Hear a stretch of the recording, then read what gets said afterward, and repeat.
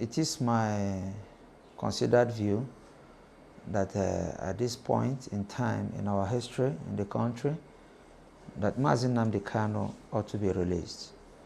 And I place this call on the basis of certain judicial precedents. I'm not going to actually dwell on the legality, the rightness or wrongness of the charge or the proceedings. Rather, I am employing the federal government, ably headed by President Ahmed Tinubu, GCFR, to please adopt a political solution and to direct the Attorney General of the Federation to please invoke Section 174 of the 1999 Constitution as altered, specifically subsection 1C of that section of the Constitution, which says that the Attorney General can actually discontinue with any legal proceeding against any persons.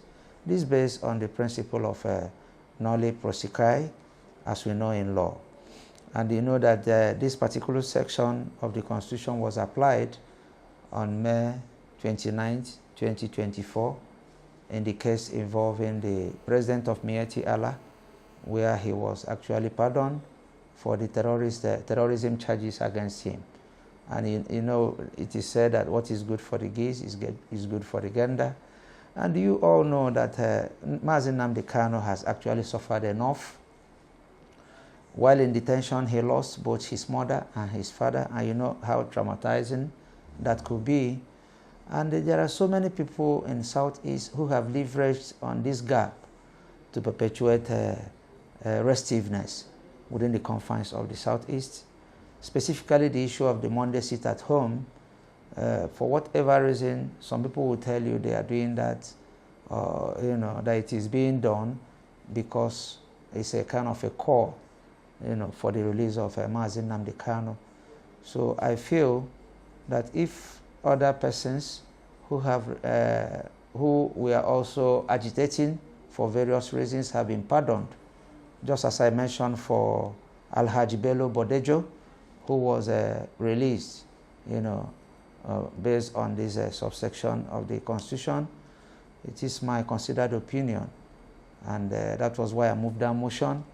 And fortunately, the whole House, saw reasons with me, hence the unanimous support, and the resolution passed today in respect for the Abia State House of Assembly to join in the call. Of course, you know that the Nigerian Governors Forum, Southeast, joined in the call. The senators of Southeast extraction also visited the Attorney General, where they also urged him to please invoke the Section 174, subsection 1C, for Nnamdi Kanu. And the Ohanese and various other well-meaning Nigerians have joined in this call.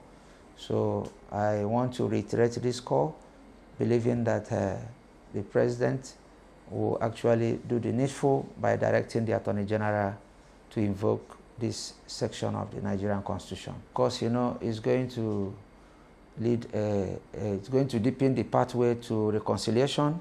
It's going to deepen the pathway for justice, because in all of that section 174 of the Nigerian Constitution 1999 as altered, if you go down to subsection 3, it says that this call, in exercising this power, the Attorney General does so in regard to public interest.